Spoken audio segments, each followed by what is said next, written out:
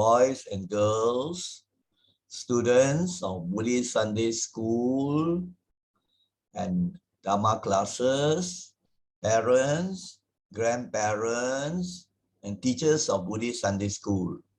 Good morning. May you all be well and peaceful.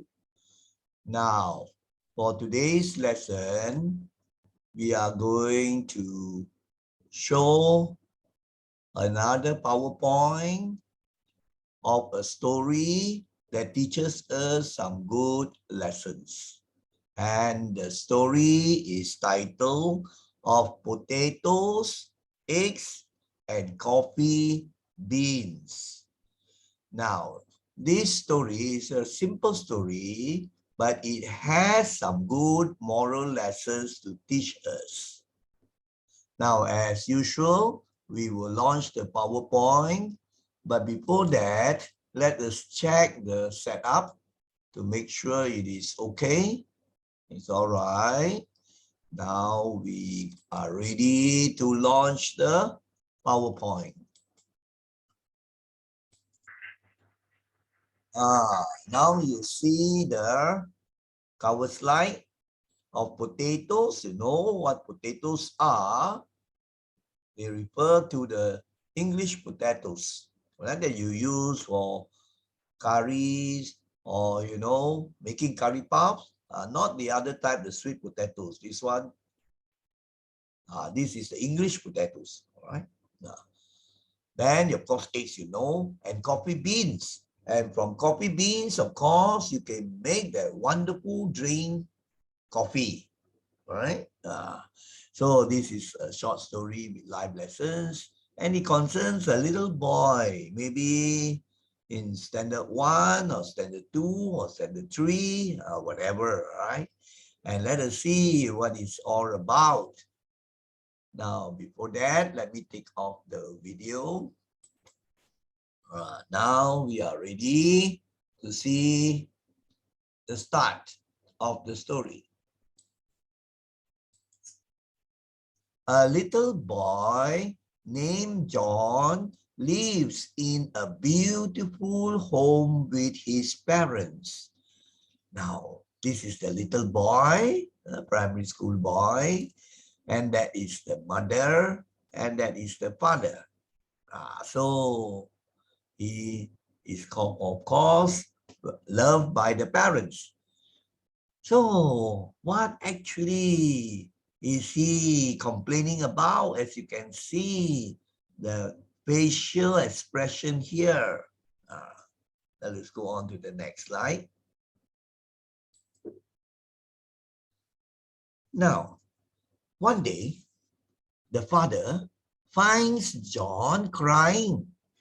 You can see here the little boy crying. And the father asks him, something is wrong? John, why are you crying?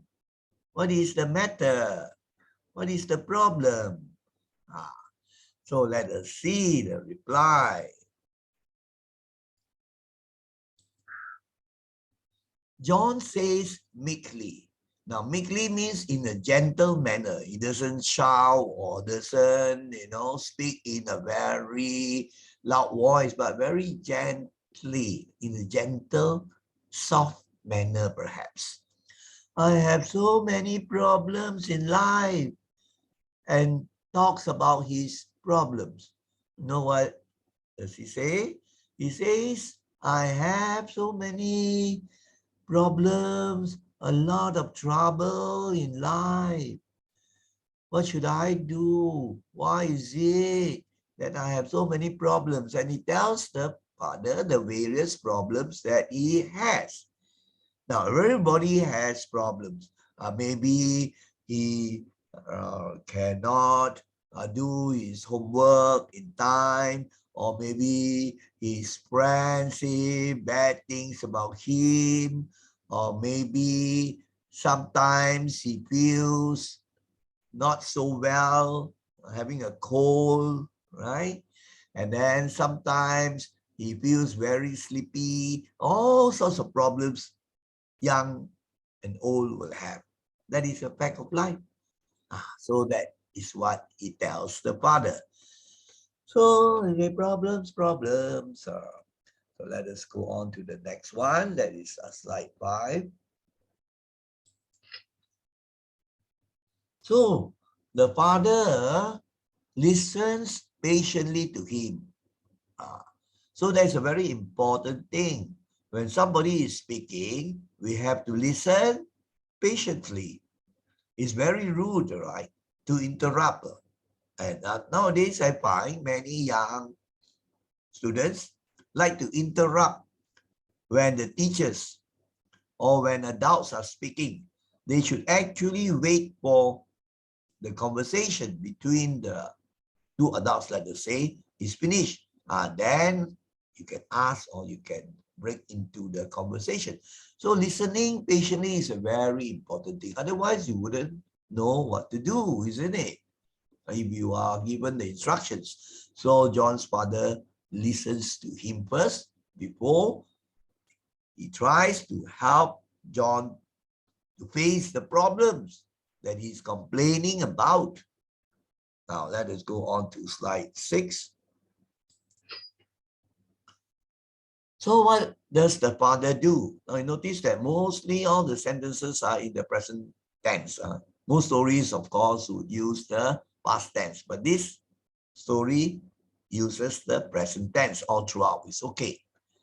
So the father brings out a bowl, and inside the bowl, the father places 3 things, 3 items of food.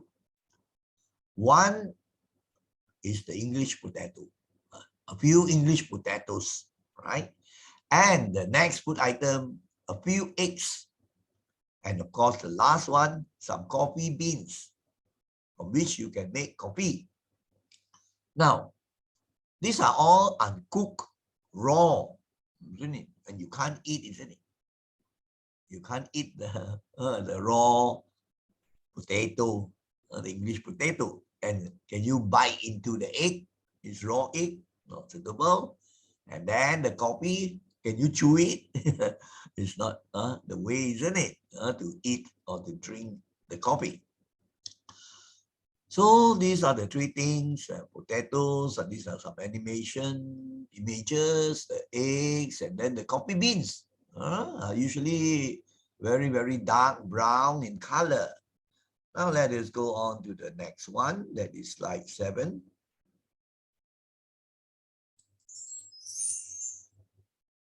So what does the father ask John to do?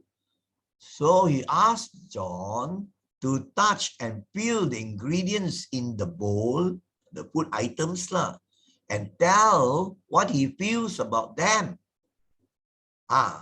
So you say, John, I want you to use your hands, and then one by one, you touch each of the 3 food items.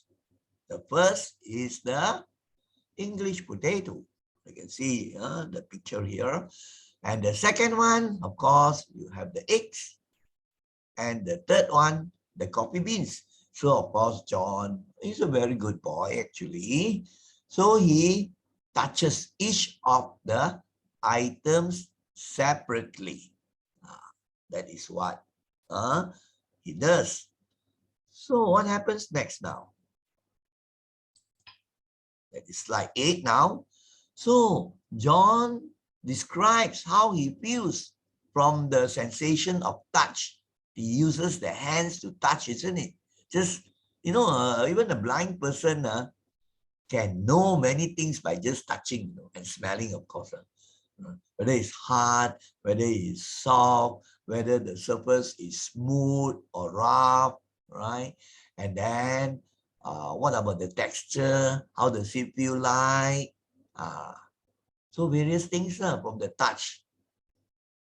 So then John describes as for the English potato, probably he may say something like this. Oh, it is hard and the skin, a bit rough, but difficult to peel off, And I cannot eat like this. Maybe, he can communicate in a very good manner. And then as to the egg, The shell is smooth, but that's all.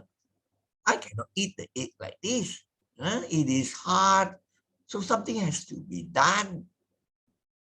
That regard to the coffee beans, you have, like seed-like things, they are also very hard, right? And small pieces. And also, in this form, not very useful to me. You can even comment, he is quite smart. So he describes about each of them and how he feels, his feelings, he expresses. Now let us go on to number 9 now. So the father smiles and asks John, now I have these 3, these cooking containers. You can say pots, maybe aluminum pots. Then he asked John, now you place all the 3 different ingredients into 3 different bowls or cooking pots, right? Into the 3 cooking pots. The first one, you put in the English potatoes. The second one, you put in the eggs. And the third one, you put in the coffee beans. And then to pour water over the food items in each of the cooking pots. Now, of course, you put until the water covers the food items. Not too much, probably slightly more than half or something like that only. Don't overfill the cooking containers or the cooking pots.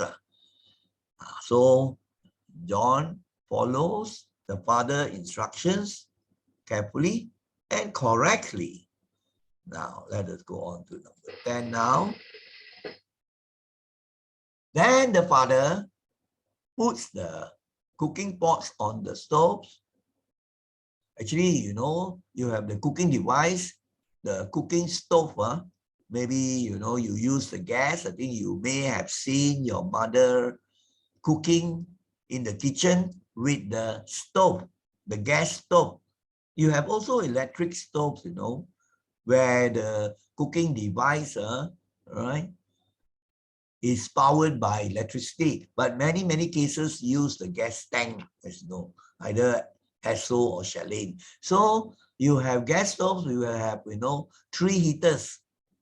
So the father puts 1 into each of the 3 heaters in the stove, and then he starts to boil the water in the cooking pans at the stove.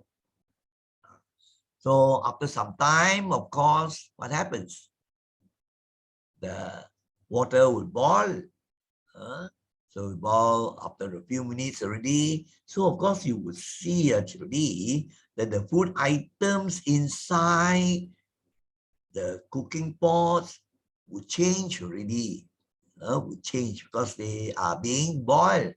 So after a few minutes, the father turns off the stove, turns off the gas. And then after that, he puts the 3, actually you could say it's the 3 pots, right? The cooking pots. He puts them on the counter. A counter will be something like a platform, or something, means a raised platform, something higher. Right? Sometimes you go to the post office or the banks, you will see you have to go to the counter, isn't it? A raised platform, and you can put your items there. That is the counter. So he puts the 3 cooking pots which contain the food items in the hot water. Now, just now, the water was boiling. Now, perhaps is cooled down. So he allows the water to cool first. Otherwise, if you put your finger there, you can be the finger can be very painful, isn't it? So after some time has passed, when the water has cooled down already, John's father asked him to touch each of the food items or each of the ingredients once again, now in 3 different cooking pots. So he asked John, now you will fill each of the 3 food items in the 3 pots, the potatoes, the eggs, and the coffee beans. Of course, you can just touch one potato that is actually already cooked, right? Already cooked. And then the other one, the egg has probably been hard boiled already, ready to be eaten already. Not like when it was raw. And then the coffee beans, some of you would have, the coffee beans don't really melt, but you find that it probably will change in texture, and then, the color of the water now will become like coffee already, right? There will be a change. And there will be something very interesting happening. So let us see what John says after he has felt each of the 3 food ingredients. So John does what the father says, and then he answers very intelligently. He says, the potato, the skin is now different. And also the potato feels soft already. I can peel the skin very easily already, as you can see in the picture here. The skin now, unlike just now before, it is boiled. Now it's easy to peel. And after that, I can even eat it already because it has turned very soft. It describes it very well. Now let us see further into the answer. What is next?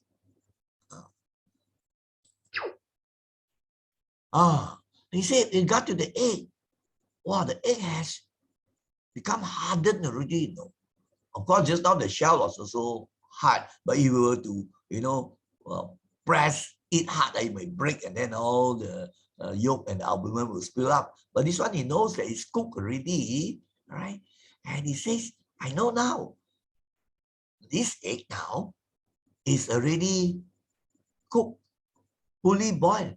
So I can actually just give it a heat bang it against maybe the table or whatever, and then I can peel the shell off, very easy. Just now, raw one cannot eat also. Now I can peel and can I eat a nice full boiled egg. So John explains very well. And then regard to the coffee in the cooking pot, the coffee beans, now I can see the water has become brownish. And the important thing now, I can smell, very nice smell. Yeah, it's what we call the aroma, the smell coming up from the coffee. You can see this illustration to show.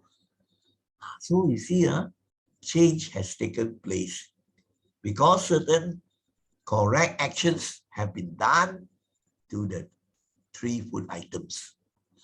So what sort of lessons can we learn from this? Now let us look now.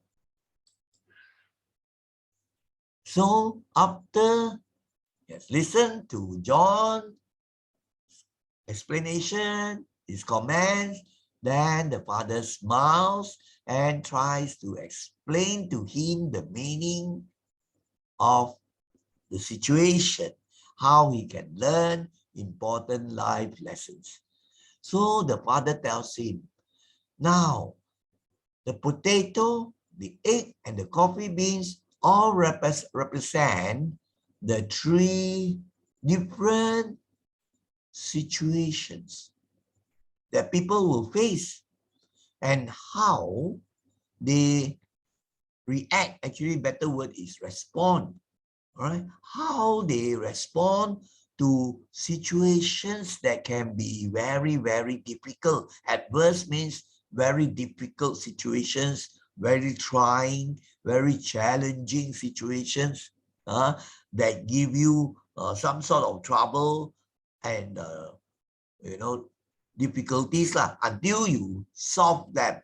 So you can see now the three items, English potato, egg, and coffee beans, they respond differently to the very trying situation. And the situation now, you can say is a boiling water now. But the potato just adapts itself. It changes and then becomes soft and becomes very useful and it's happy. And people are happy also, isn't it? And the egg also now can be eaten. It has changed. And the coffee beans also give off very good smell in the coffee. Right? Like a drink of coffee.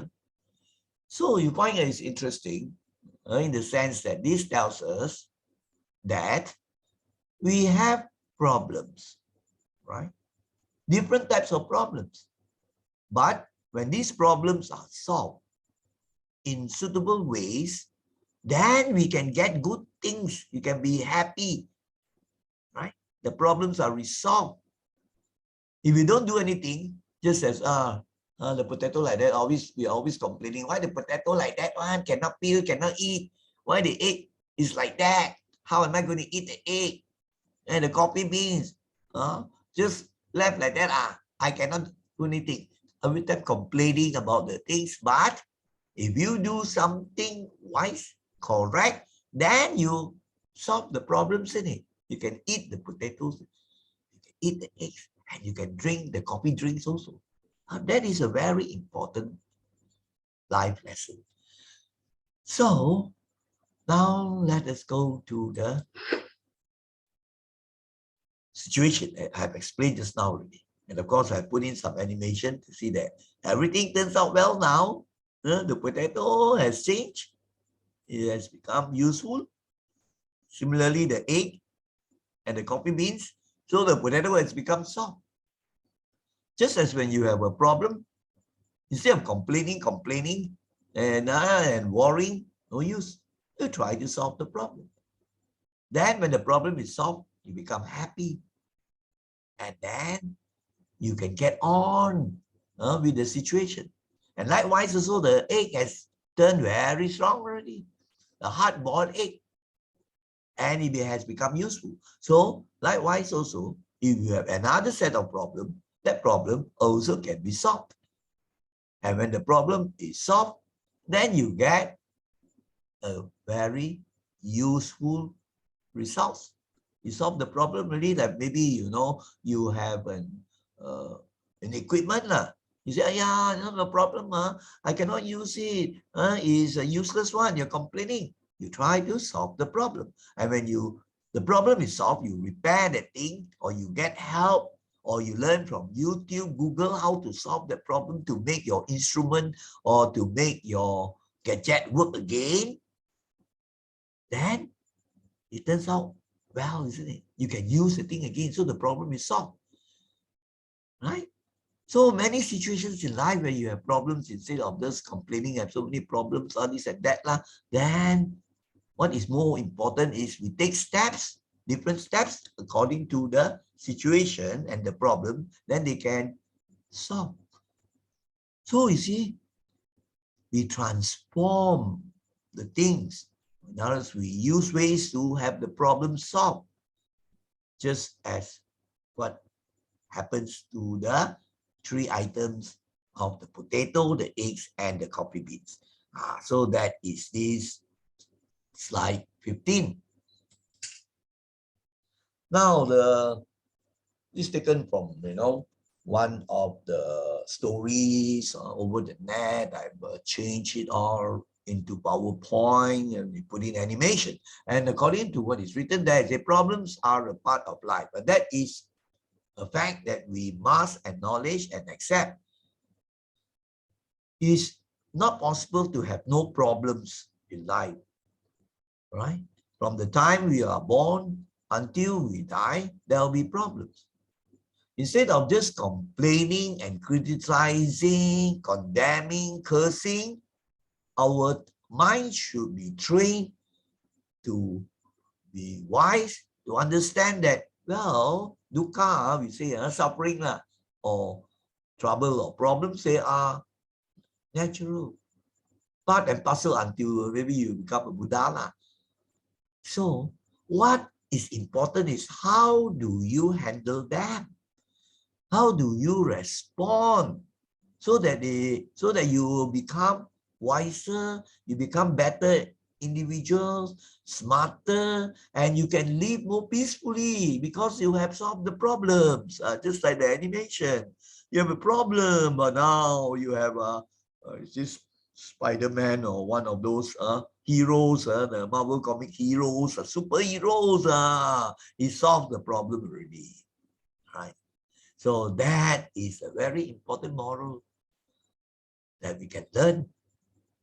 So I hope you understand that very simple story for all people, even secondary students. But standard 4, 5, 6 will be very suitable. Now let us go on to the most important slide, and that is the final slide. Right? So this final slide gives us a set of moral lessons, or maybe you say life lessons or Dharma lessons. So this is actually the most important.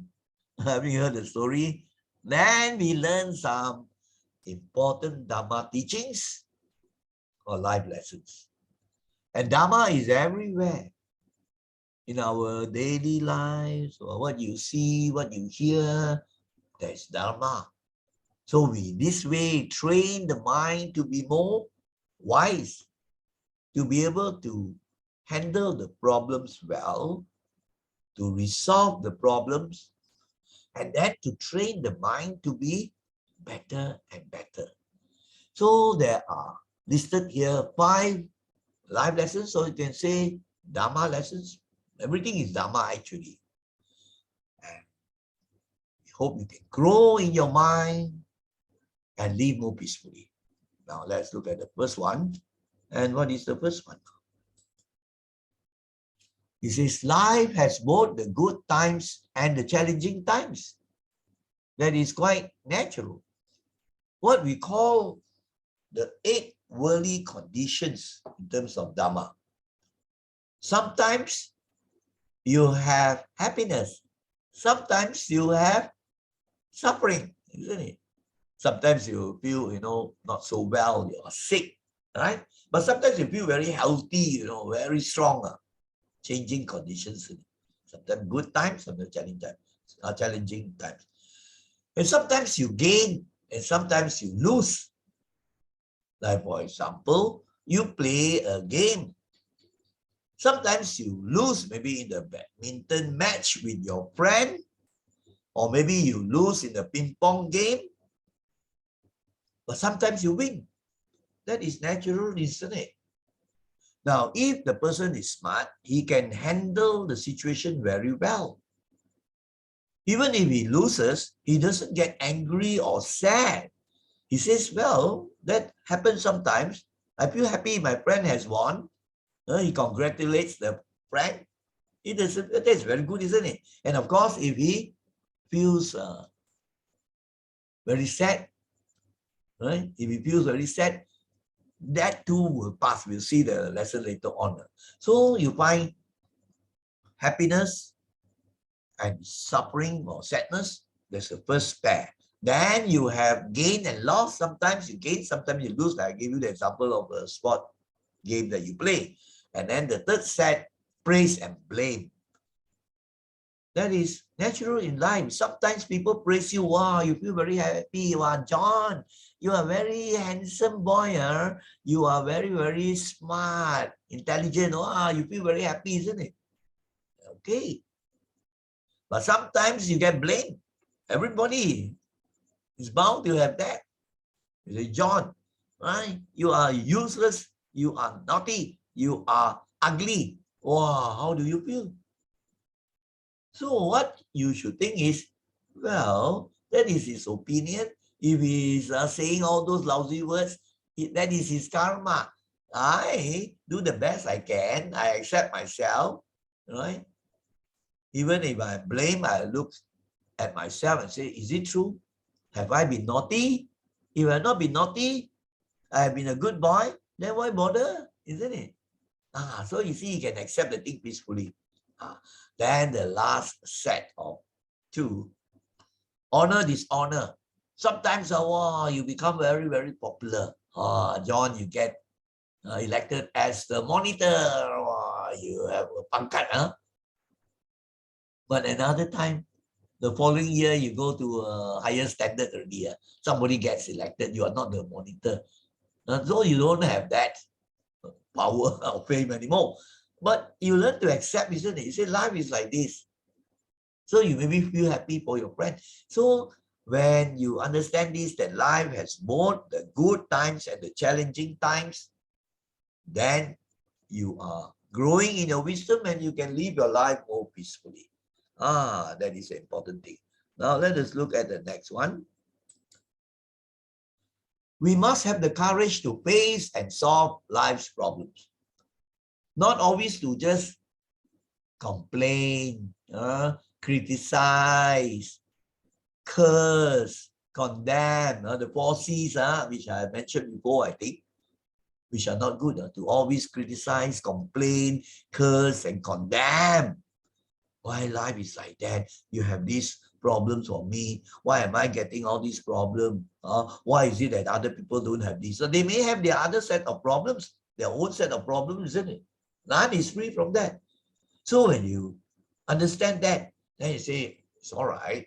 That is the way things are. It's natural. So I must have the courage, right? The courage to face and solve the problems. So the problems, they cannot be solved now, mind, right? Like for example, let us say that you have an accident and you have maybe a scar there already, always the scar will be there. You learn to accept it. Why bother? Isn't it? So certain things you cannot be solved, it's okay. Some people, they have certain sicknesses, or maybe, sometimes they have a problem with the leg and they walk in a crippled manner, not very even. So, and the doctor say, well, listen, you have to live with it. So you accept that. It cannot be solved. So why bother? Then you'll be more peaceful. But many problems can be solved and make less troublesome for you. Then you go ahead and do so. Why worry? So that is also a very important point to solve the problems. There is a very important Dhamma teaching. It says, if there is a problem and the problem can be solved on your own, or maybe with the help of other people, or consulting other people, or learning the ways, then why worry? It can be solved. Now, if the problem cannot be solved, it's like, for example, you have a flood striking your house and so on. So if you complain and you worry, you can't solve the thing. The flood is there. So what you should do is just do your best.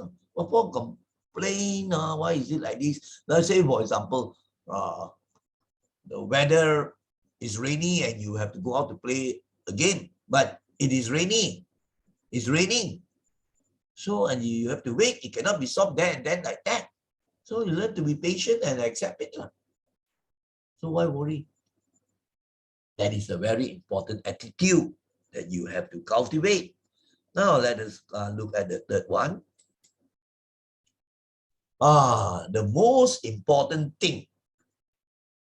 The most important thing is actually to learn, understand, think over, and then practice the Dhamma. If a person, whether young, middle-aged, youth, or old, That is the most important thing for us to learn the Dhamma. The Dhamma, actually, you can say the teachings of the Buddha, or to understand the truth, to understand that the way things really are. So you grow in wisdom. So when you understand the Dhamma better, and then you practice it well, then you find, wow, now I can solve my problems better. I can sleep better also. My health is better already. I don't get these things all troubling me so much already. Even though exams coming, I'm not worried. I just do my best. Wow, your whole thinking, your mind has changed. So that is the most important thing. So likewise also, when John faces all sorts of problems, and if he learns more and more Dhamma, then he knows what to do with the problems. Let's say, many people who don't like him, let's say maybe, he says, oh, the Dhamma tells us there are various reasons. One of the reasons it could be my past karma, what I did in my previous lives, but there is a way to solve the problem. And I am taught metta bhavana, meditation on loving kindness. If I practice that, then the problem will get less and less. And many people have reported to me, my former students, and they faced with this problem, they practice metta bhavana. Wow, in time to come, more and more people like that. So the problem can be solved. There are many, many examples. This is just one example only. So the Dhamma is the most important aspect of our life. And the beautiful thing is, not only is it useful and benefit you in this life, it will be carried on to future lives. It will follow you. The good Dhamma you have learned, that you have practiced, will follow you from life to life. Of course, one day when we grow older, we will pass away, but you can't take your money with you, your cars with you, your house with you, even the people you love with you cannot. But the Dhamma you can take with you, and then you be reborn as a happy person or as a God even. So you see how important it is, the Dhamma. All right, now let us go on to the next lesson. Nothing is permanent. All things will change. They don't last. That is a very important fact you must know. Nothing is really permanent. Even you have a sickness, after some time it has to change. You get better when you get the treatment, you take the medicine. And then let us say you fail in a certain project, but the thing can change when you try and try again, and you get success. And you have many, many examples. So very important is if things change, you accept them. You say that's a fact of life. You have a new bicycle, shiny, runs very smoothly, or it can be used in a very, very smooth manner. But as the time passes, maybe certain parts get rusty already. And then you might have certain problems with the brake and the wheel and so on. So if you don't understand that nothing is permanent, you get grumpy lah. You complain, "What man, they got rusty already, my motor, my bicycle, my tire not so good already." So you are not happy over the changes. When you know that nothing is permanent, if you can do something about it, it's temporary probably lah. You paint it or you will change the tire, but then again it will change. They don't last. So you use whatever you have the best way you can. At the back of your mind, you know that nothing is permanent. Right?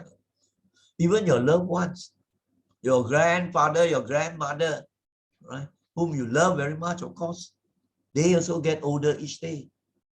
They cannot live forever. So a time will come when they will pass away and get reborn. So if you cannot accept that fact, then you will be sad for a long, long period. But if you can see that Dharma there, then you'll be more peaceful. In fact, young ones can accept better than the older ones. So you see, that is an important thing. Nothing in this world is permanent. It's permanent. It will change. The only thing, the final goal of Buddhists is Nibbana. That is permanent. That doesn't change. Greater than all the heavens that you hear of. That is the goal of the Buddhists. To go into Nibbana. And the way, of course, is taught in the Dharma lessons. The Noble Eightfold Path. Maybe one day we will do a lesson on the Noble Eightfold Path, the way that leads you to Nibbana. Maybe it's more suitable for upper secondary and upper primary and secondary lah, and of course adults. But maybe I can think of a way to make it easier for the Noble Eightfold Path. So this is something for you to think about very, very clearly. And I'm sure you can see this also. Now let us look at the last one. Now, these are very important qualities. The last point is also a very important point. Patience, sabar, nicing. Diligence. Diligence is industrious, hardworking. Endurance. Endurance also has the element of patience and to be able to tolerate, right? To accept it with understanding and patience, to endure the hardship. Tahan lah, boleh tahan itu kesukaran lah. And then the mind is positive, filled with good qualities. Now let's look at these four things. Patience is very important. In whatever you do, you must be patient. You're doing a project, or you are doing your homework, or you are sick, you have to be patient, not to complain, you get more suffering. Patient, you have to, or maybe you see a doctor and you get the medicine, and then you have to take the medicine for a certain period. Have patience. Some are no patience. Say, I went to see the doctor already. Next day, still cannot get well. No patience. And of course, very important in the Dharma, understanding and practice. Patience is a very important quality. Some are nothing. I don't get anything. They always want to get things only. People have practiced for years. And then you see the wonderful results they come. There is a proverb that says that he that wants the fruit must climb the tree patiently. So, kesabaran amat penting. Nilai murni. So, if the boy John has this quality, he's patient, he has patient to deal with the problems, and he will not feel so sad and he will not be so grumpy. Patience. Diligence. Now, it has been said that diligence is one of the most important qualities for success in whatever you do, whether you are studying, whether you are working in the outside world later on, or you are doing a project, or even in the Dharma practice, you want to improve, you want to become like the Buddha or the Arahant, the saint, the full-fledged saint. You must work for it. You must practice diligently. Hard work and effort must be put in. Otherwise, you won't get it. You see, no pain, no gain. You want the fruit, you must climb the tree. To put in the effort, and not just, I pray and pray that I have no more problem. I pray that I get money. I pray that I get this girlfriend. That is not the way. You have to put in the effort. So remember that. In whatever you do, you must put in the effort, must be diligent. Then endurance. Endurance, life is like that. There will be times, as we saw in the first point, there will be times where things don't turn out so well. There are times where you have challenges, difficulties for you to resolve. So those lambat ones, they give up lah. Ayah, very difficult lah, cannot already lah. They cannot endure, they cannot even tahan a little pain. Especially, maybe the younger generation today, they are so used to comfort, living in the comfort zone. Whereas olden days, many of us all have to struggle, to work even when we were young. And then poverty, the poor have to, find ways to get food. Even now, wow, so many are so fortunate, So when they face with a problem, they cannot handle it already. They feel so depressed, so terrible. There was a case of a doctor, right? Maybe about 30 only. So he had a problem, and the problem was his girlfriend ran away with another man. So there's pain, right? There is suffering, but he cannot endure it. He cannot tahan already. You know what he did? He committed suicide. He jumped down. So that it will be foolish to take your life wasted, and you will not have a good rebirth. So endurance is very important. And remember, everything will pass. That period of hardship or suffering is not forever. It too will pass. It's impermanent. So you endure it. You bear with the pain when you are not so well or you are sick, right?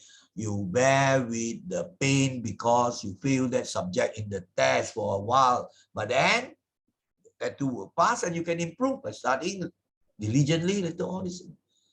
So endurance is a very, very important quality indeed. You look at the life of Siddhartha Gautama before he became the Buddha. Of course, he came from a very, very good family, quite wealthy, right? He had all the things, but yet he left the home in order to seek the truth of why is there suffering, how to end suffering. Out of compassion for all of us, all the beings. And for 6 years, he had to endure to tahan all the suffering of practices. Meditation, little food, no proper home, right? So you see, he endured all those things for 6 long, arduous years. And finally, of course, he became enlightened, the awakened one, the fully liberated, perfect wisdom, perfect happiness, perfect peace. That is the fully enlightened Buddha. So when we reflect on this, we know we must endure, always endure. And the last point is about the positive mind. There are people who are more positive in their minds. They say that, this is nature, so I will accept it. I will try my best. I will be training my mind to be more calm, right? And it's important to be kind. So the mind always filled with all the positive things, and they practice to develop this. Whereas other people tend to be negative. Cannot do one lah. This one is very difficult lah. I give up lah, right? I think I will go and steal lah. Easier. All those unwholesome mental states, not only negative states, but also unwholesome mental states. Greed lah, anger lah, egoistic lah, hatred lah, jealousy lah, all these fill their minds. That is a weak mind. A mind that is filled with noble qualities, like generosity, calmness, helpfulness, right? Wisdom, compassion, all those will make the mind strong. And to be able to think positively, you see, I can succeed if I work hard. I will try my best. All this positive way of thinking. If a problem comes, say, well, that is inevitable, cannot be helped, but these two will pass. So have endurance. So he always has a very good positive mind. And that is a strong mind. So when the mind is filled with wholesome things, and it is positive, then there will be less trouble, less danger also. You know, some people are always made with a lot of unfortunate things though. And then they blame it on the God lah, they blame on the parents lah, they blame on the teachers lah, they blame all except of course themselves lah, right?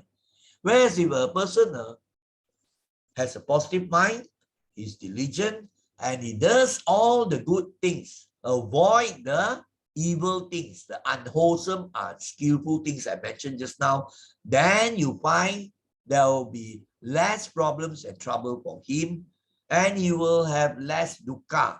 Dukkha means the suffering. So you see how important it is. So I hope you have learned very important life lessons and Dhamma. Of course, here you find I tend to get a bit out of the story, but actually it's in a way connected. So you have the patience to listen and register in your mind, then things will change and change for the better for you as you grow in the Dhamma, you grow in compassion, kindness, and wisdom and peace.